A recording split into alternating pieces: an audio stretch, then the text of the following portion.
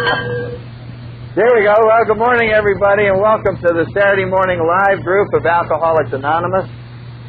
My name is Sandy Beach, and I'm an alcoholic. How you all doing? It's customary to start our meetings with the preamble. Alcoholics Anonymous is a fellowship of men and women who share their experience, strength, and hope with each other that they may solve their common problems and help others to recover from alcoholism. The only requirement for membership is the desire to stop drinking. There are no dues or fees for AA membership. We're self-supporting through our own contributions. AA is not allied with any sect, denomination, politics, organization, or institution. Does not wish to engage in any controversy. Neither endorses nor opposes any causes. Our primary purpose is to stay sober and help other alcoholics to achieve sobriety. On step number 9 today, 3 more weeks we'll get to 12, and then we'll have the traditions, and then we're adding, I want everybody to be thinking about this, we're going to try it on one trial basis. Right after the traditions and before we start the history of AA, we're going to have a week of questions. And there'll be a basket in the back, and if you've always had a question about AA, about a certain principle in the steps or whatever, then you can put your name in the basket, and we'll draw them out here, and we'll just spend a whole hour answering questions. And we're just going to see if it's a bomb, then we'll do it once, and that'll be the end of that. But people have asked about it, and we said, well, we'll give it a try, and if it fails, why, we won't do it. If it's fun, then we'll leave it in there. So be thinking about that. We're on step 9 today, which is made a list of correction. Made direct amends to such people wherever possible, except when to do so would injure them or others. And that's the step we're going to talk about, which is the amends step in our program. But before we get there, there's always new people here, and I want to make a few comments about the steps in general, and then sort of lead up to step 9. If you are new, let me just say this. The 12 steps, that's what AA is. If somebody says, well, what is AA? It's the 12 steps. That is what individual members of Alcoholics Anonymous do in order to get happy and sober. And notice that I said in order to get happy and sober. And you have to get both. It's impossible to just stay miserable and sober for any extended period of time. That's what going on the wagon was. You just don't drink, and you hold your breath and grit your teeth, and you walk along just not drinking. And all you can think about is what a great sacrifice you're making every day, and it's Saturday, and I'm not drinking. I don't know about you, but that's going to be hard to do for 50 years, you know what I'm saying? So the answer is you have to get happy with not drinking. Now that is what the steps are designed to do, is to give us, and anybody who's been here a while will start telling you, yeah, I sort of got free from all that thinking about drinking, and I go through life a day at a time. It's not even a problem. And that is what the steps are designed to do, is to enable us to get happy and sober. Now, in the beginning, granted, you have to just not drink, and it may be tough, and you're just... But the point is, we're going to these meetings, and we start working these steps, and they are designed precisely to do that, to enable us to become happily and usefully whole. The second thing I would say about the steps, if you are new, is, and I always like to make this point, they don't look like they should work. That's very important to understand, because when you arrive here, you arrive with your intellectual self in charge, and you are used to problem solving. And so when you find out that you're an alcoholic and you finally accept that, then you want to fix it. I mean, that's the natural human tendency. Well, what do you do about being an alcoholic? And then you come in here and we say, oh, you know what you do? You surrender. And you go, huh? Well, what else do you do? Well, you don't do anything else about that. You start doing other things. And so it's just so confusing that we always go out of our way to say it doesn't look like it should work. But it does. It's not where you understand alcoholism. We don't teach you very much about alcoholism. You already know what it feels like to be an alcoholic. And so we work on a spiritual program, and you get the gift of sobriety. It is just a gift.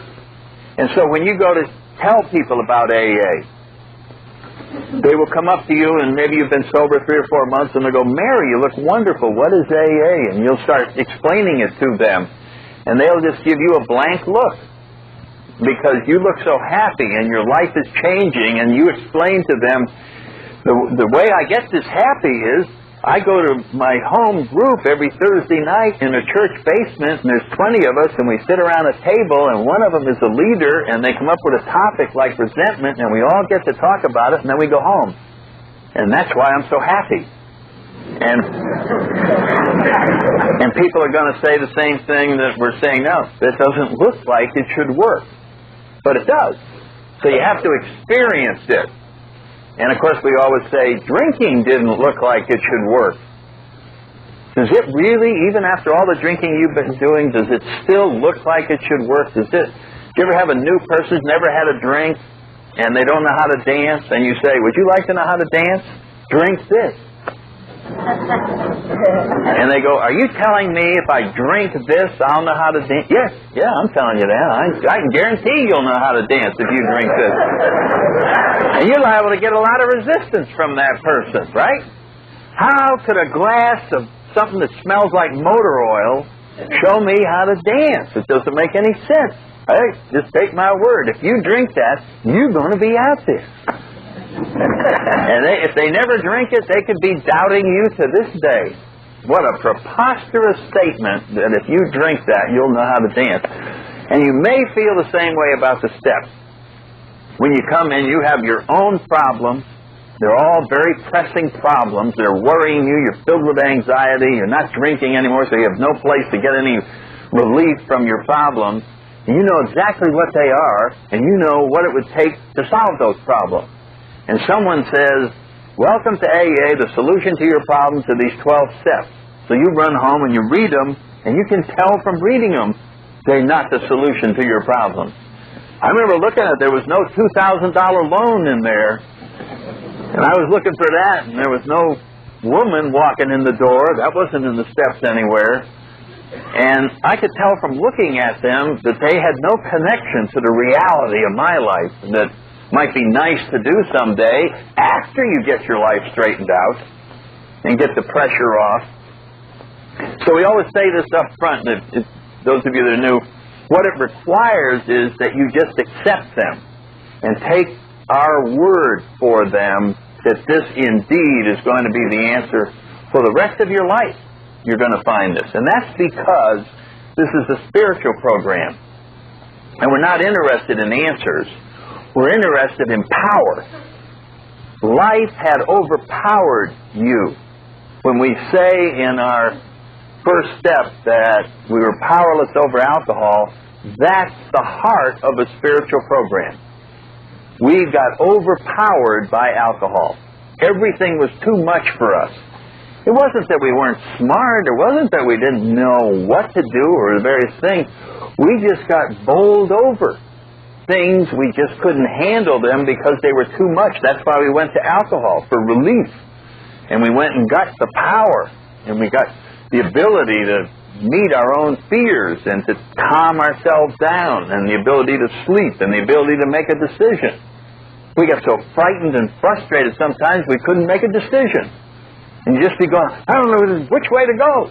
And many of us had that. That's all I remember during the whole drinking life was, I don't know which way to go. I don't know what to do. And so what was the answer to that problem? Go get a drink. That was the answer. I can't make up my mind what to do. I just don't know what's going on. Run out in the kitchen. I'll have the answer soon. Down it went, and then boom, it calmed everything down. All of a sudden I was able to think. I could be a total person. And so I needed the power of alcohol in order to get me through this world.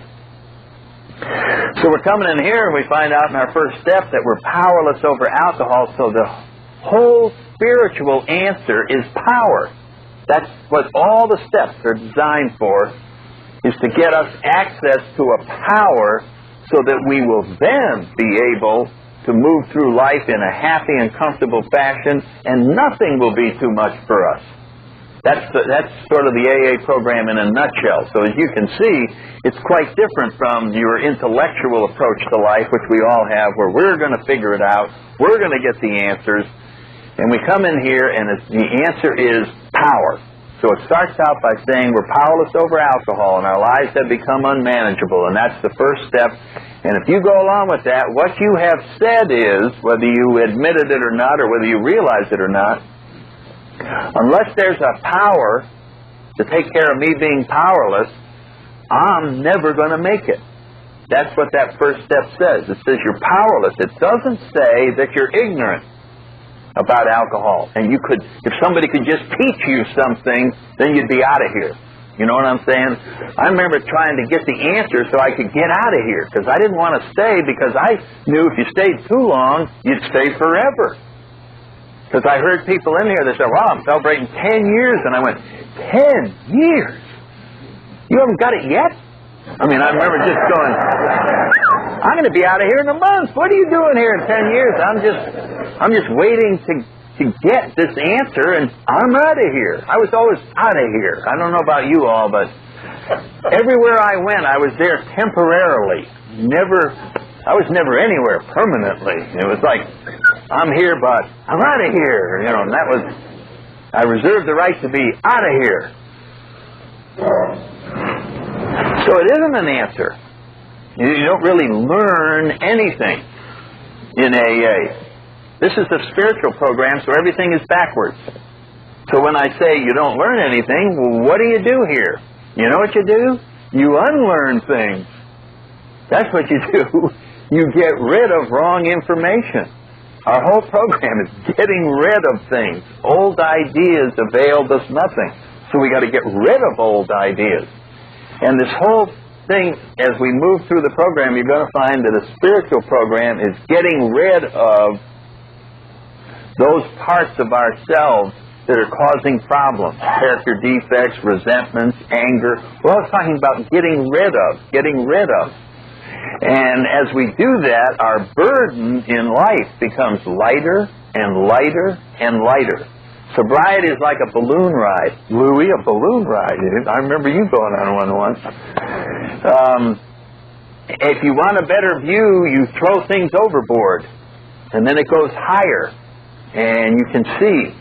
Or you can use the power to generate more heat to go higher. But the whole point is, if you get rid of ballast, if you get rid of excess baggage, you immediately rise. And that is what sobriety is like. First we get rid of alcohol. And then as time goes on, we get rid of all other things that are blocking us from a higher power. So that's why this is so different from our previous way of solving problems. In the AA program, we don't solve problems. They never get solved. Solve means you figure them out. In sobriety, when we work this program, problems get removed.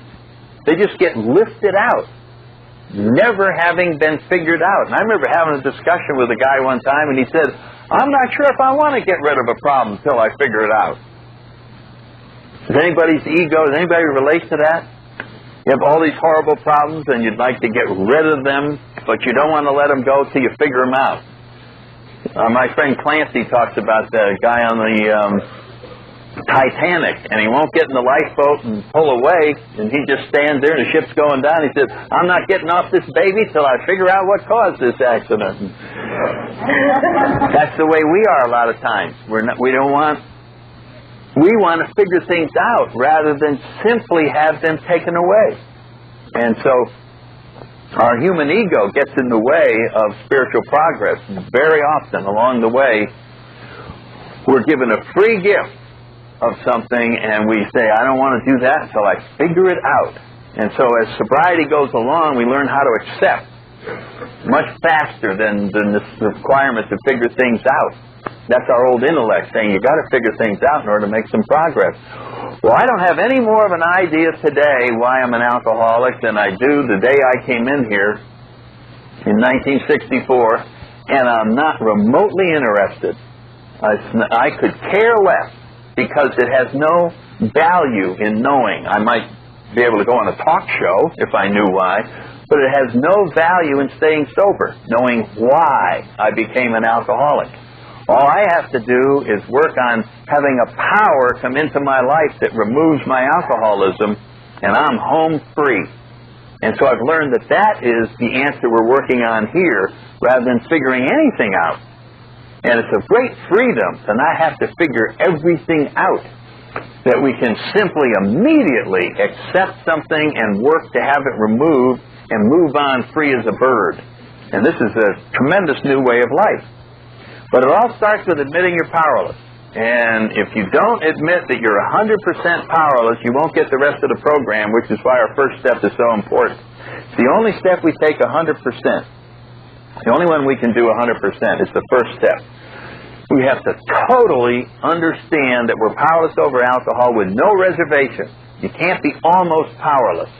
I'm almost like these other people, but my case is a little different. You see, there were certain circumstances that led to my drinking.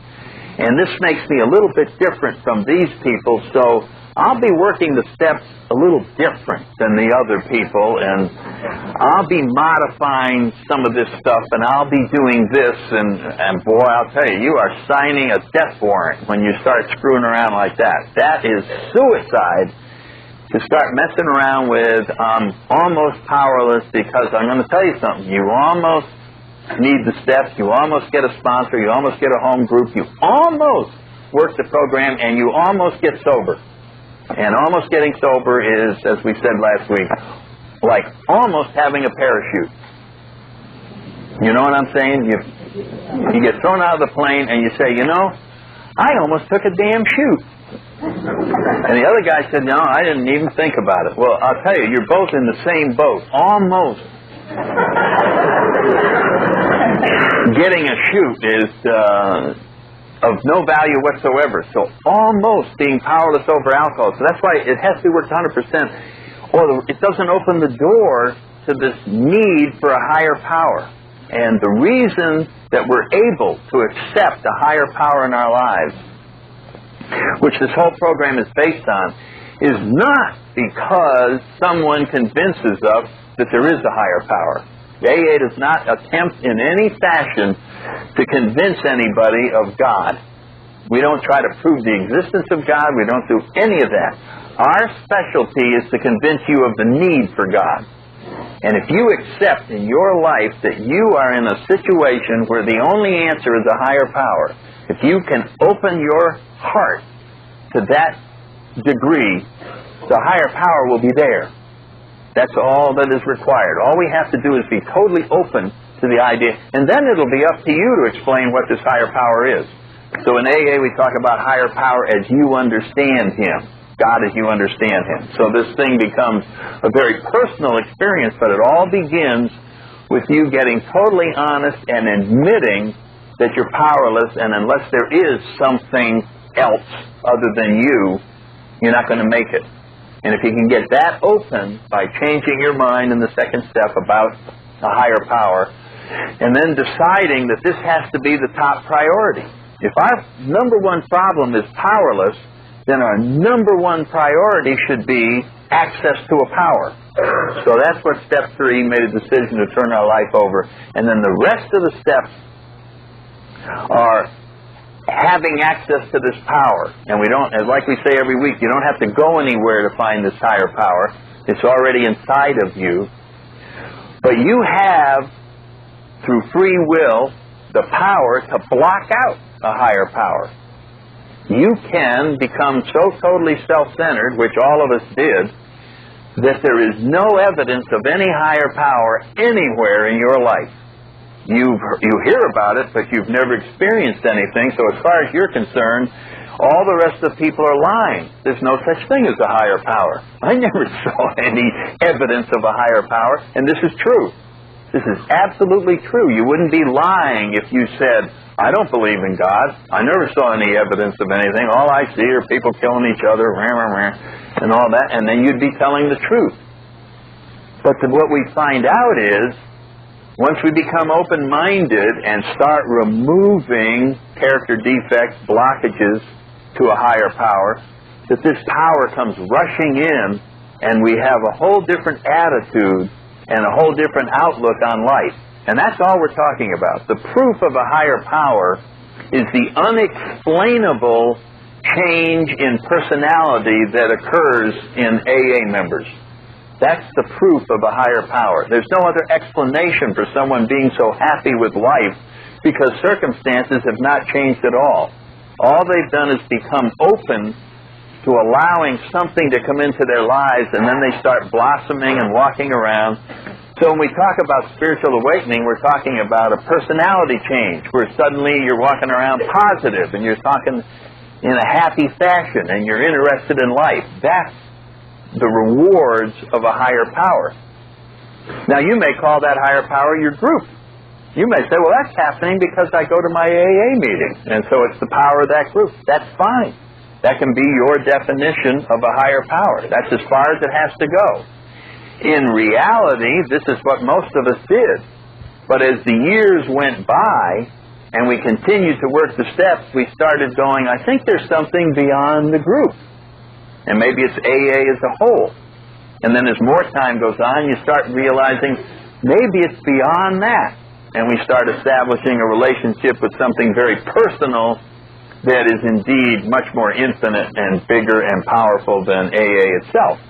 But that's a very personal journey, and you will have your own experience with it if you follow directions. And that's all the steps are a game plan for living, which you can follow.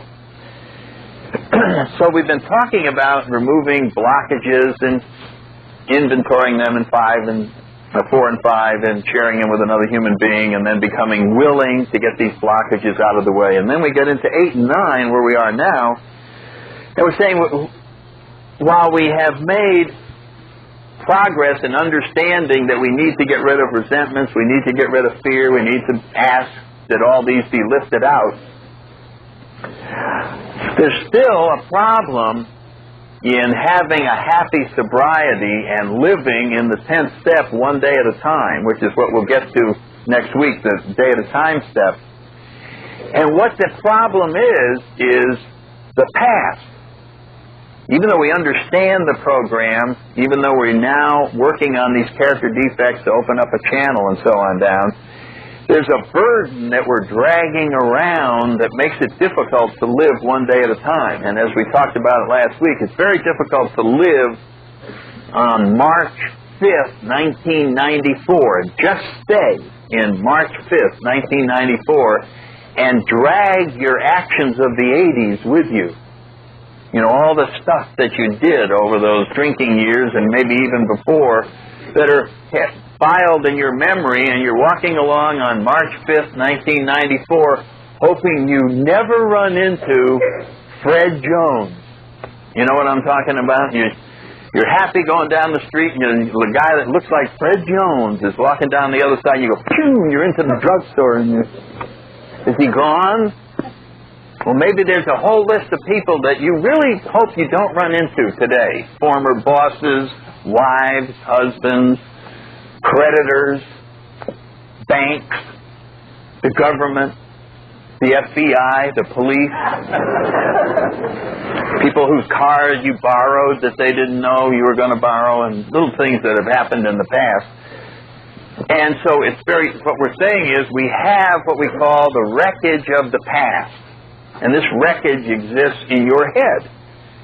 And since it exists in your head, it's a threat to your sobriety. It's a threat to your serenity. It's there disturbing you a day at a time while you're trying to live a day at a time. And so steps 8 and 9 are designed to clear up, to the best of our ability, this wreckage of the past. Once we do that, we don't clear up the wreckage of the past going back 20 years again.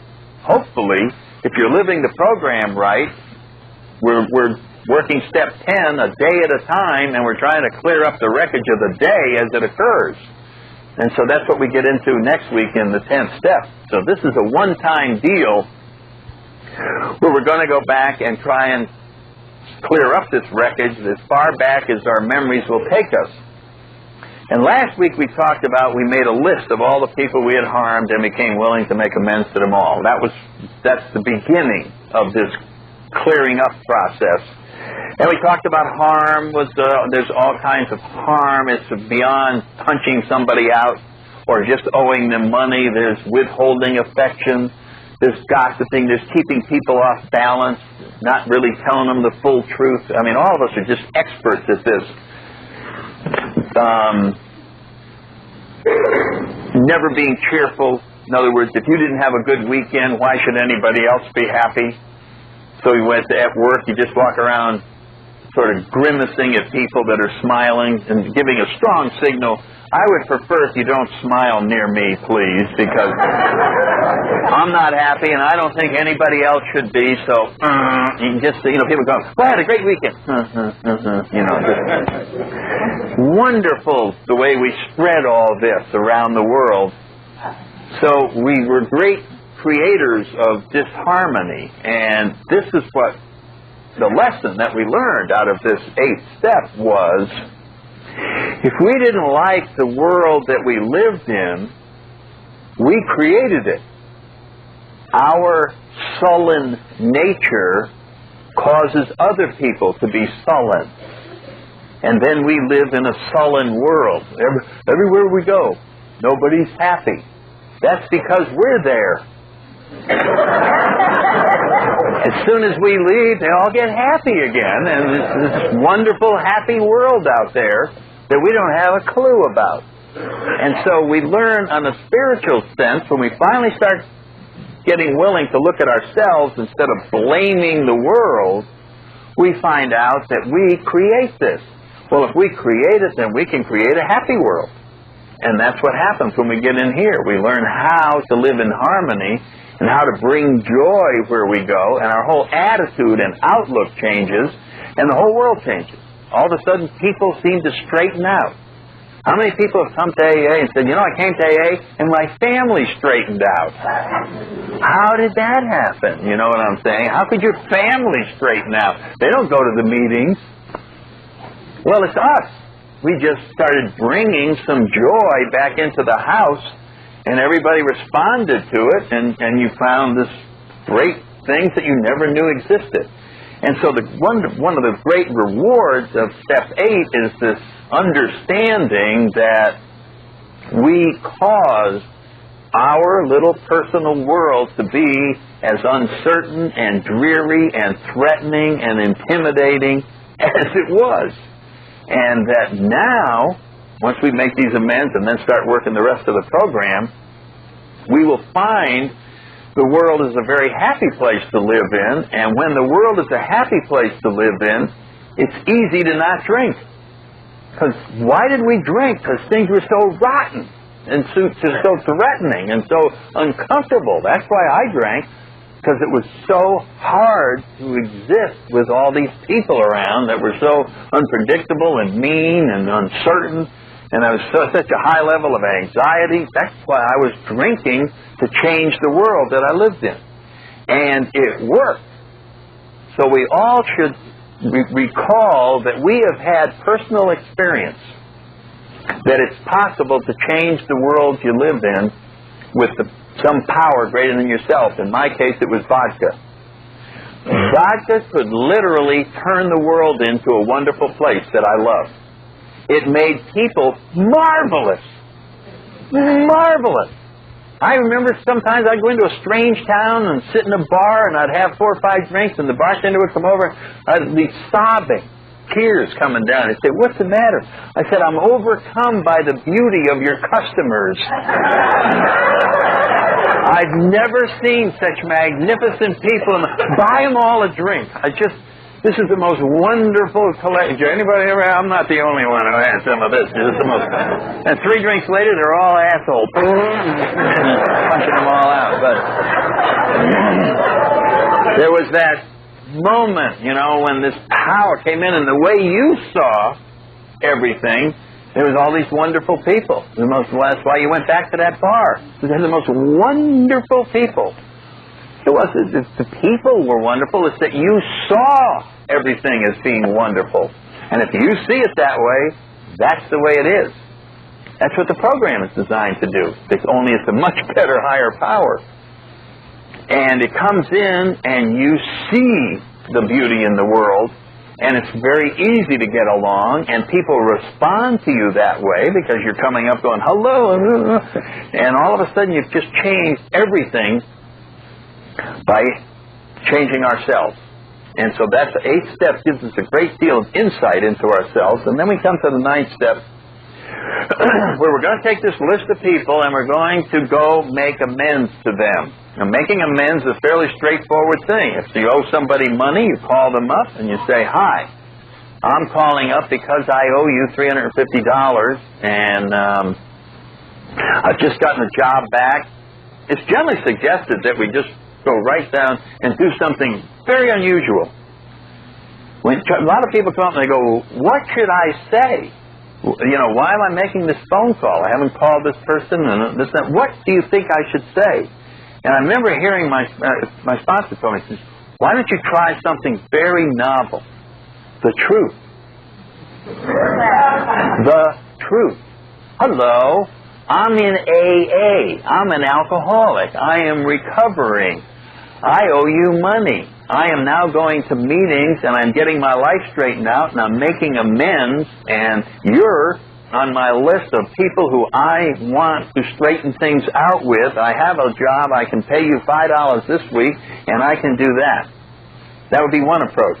The other approach is, my uncle died, left me a little money, thought I'd send you $5. Now we got to live with another lie, but you can have your own, you know. Even back in the big book written in 1939, Bill suggests when we go back and talk to creditors that we tell them about our alcoholism, and that's back when the stigma was incredible. So anyway, it is suggested that that is one approach.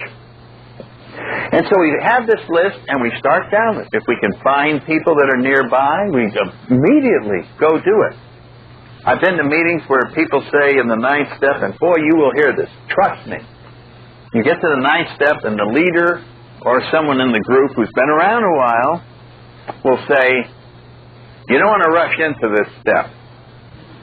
I'm going to just tell you that ahead of time. The 9th step has this PR guy running around saying, don't rush into it. Well, you say don't rush into it to an alcoholic, and I remember going, hey, that gives me about 8 years. Right there. And the reason they say that, they take out of context something that's in the 12 and 12, where it says, we may not want to rush into this, comma, we may want to wait several weeks or longer. Several weeks is the time frame.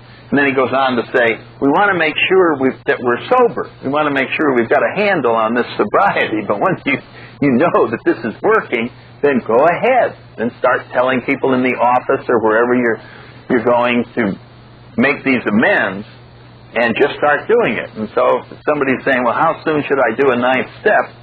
I would say several weeks. Do you have several weeks sobriety? Now, check with your sponsor, but I'm just giving my own version.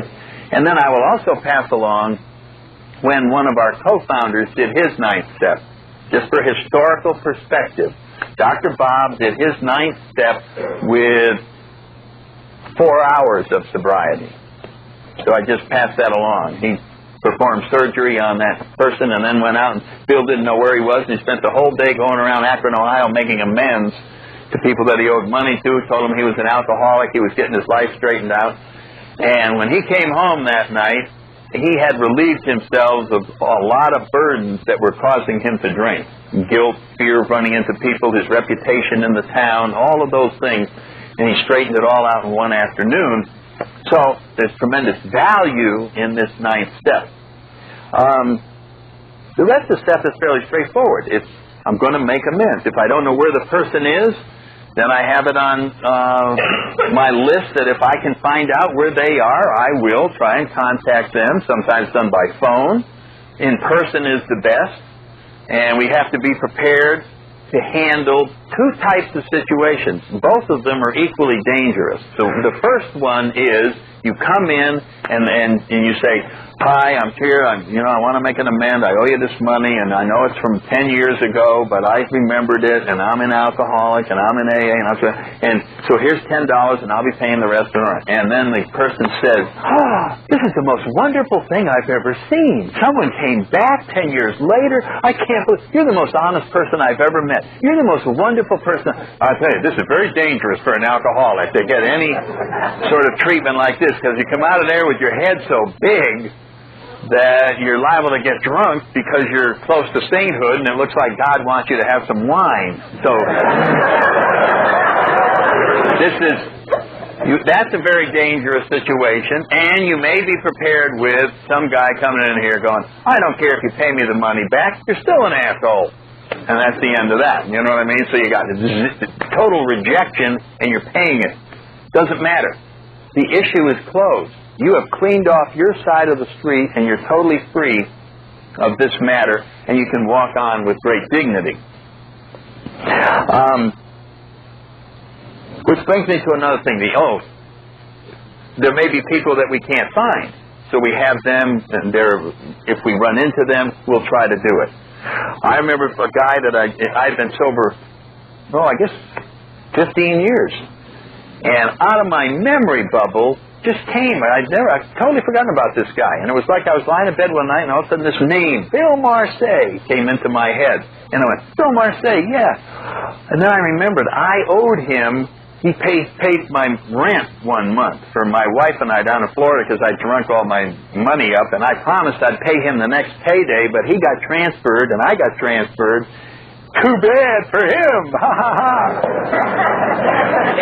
But I still remembered it all these years, and as soon as I thought of it, I said, "Why the hell did I think up Bill Marsay? Now I got to find him."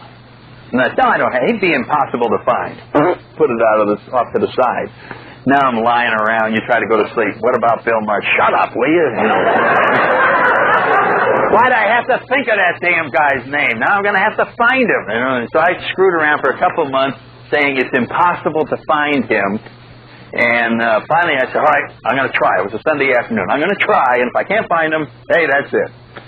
So I said, "How would I start?" So I said, "Well, he loves to ski. There's a chance he would end up," and he was from New England, "he could have gone back to Vermont. We'll try Vermont. If he's not there, forget it." So I called Vermont. "Do you have a William P. Marsay?" "Yes." Shit.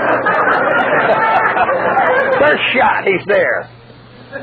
So I call him up, and I, "Hey, Bill." No, he was thrilled to hear from me, and then I told him what I was doing, and he didn't even remember it. And I said, "Well, I'm in AA, and I want to do this and that." And then, so I send it off to him. Turns out he owned a gift shop up near a ski resort, all those little gifts. I'll tell you, about a month later, I got a package with, it must have been $300 worth of gifts in it from his little shop. "This is what I sell up here." Photographs of planes that we flew, and a lot of old mementos and this and that. So there was one where it just turned out to be quite a great experience. There may be situations where if we make the amend, it will cause harm to other people. And there's a principle in the 9th step which says we cannot buy our own peace of mind at the expense of others. So if you've been married, you had an affair some years back, and it's bugging you, you feel guilty, it just won't go away, it's always on your mind, you could tell your spouse and say, "I want to be totally honest. Now he or she feels terrible, because now they're jealous, they're all upset, it's the worst thing in the world. You're sleeping well at night, and they're up all night." You know what I'm saying? So we transferred problem over to this next thing and caused all kinds. So it says, except when to do so would injure them or others. Now, I was talking to Derek on the way out here. The other example in the big book is maybe we've stolen a little money down at work or borrowed a few pieces of equipment. Everybody else does it, so we take a few things here and there, a couple of computers or whatever it might be. And it's a burden. We realize we've done this, so we ought to go down and confess. So we just decide to call the chief of police of Arlington County. I'd like to turn myself in. I ripped off a bunch of computers, and so they come over, and they have no choice but to put us in jail. And now our family and children have no one bringing any income in, and they're all starving to death, and we're in jail. And so that may be an extreme solution. So we talk it over with our sponsor. Maybe there's another way of handling this, and we come up, maybe we can accumulate some money and then go see the employer and then tell them what we're trying to do, and et cetera. But it's something we're willing to work out, but we're not going to take a rash action that would immediately put somebody in jail and have other people suffering as a result of it. Now, the last thing I'll say about this 9th step, and I think this is real important, then I'm going to read the promises and we'll wrap it up. And that is, Bill writes in here that we're not ashamed while we're doing this 9th step. This is not an exercise in beating yourself over the head because you've been such a bad person. Making an amends in a spiritual sense is a very dignified process. We are doing the right thing. We are setting a good example for ourselves and for people around us. And so it was suggested to me a long time ago that you don't go alone when you are doing a 9th step. That if you have an appointment to go see a former employer and you're nervous about it, and Mr. Brown is a very intimidating figure, that when you get to the building, you go up to the 9th floor, wherever Mr. Brown's office is, stop in the restroom on the way in and get the Serenity Prayer out and read the Serenity Prayer and talk to your higher power and see if he's busy. See if he'd like to accompany you on this little 9th step amend. And when the secretary says yes, just say, would you tell Mr. Brown that we're here to see him? And you and your higher power go in there and just with great dignity just say, Mr. Brown, I'm here. And just eye contact. I'm here because I want to make an amends. I am, and just, you're doing the right thing. You're not some dirtball who's worming in there. This is a very wonderful thing that's happening. This is a very important moment in human relations. There aren't enough amends made in this planet. And if there were more made, it would straighten things out and reduce tension to do a 9th step. So treat it that way. And don't go walking in there like, oh, I feel awful. Just be there. You're not arrogant. You're just trying to do the right thing.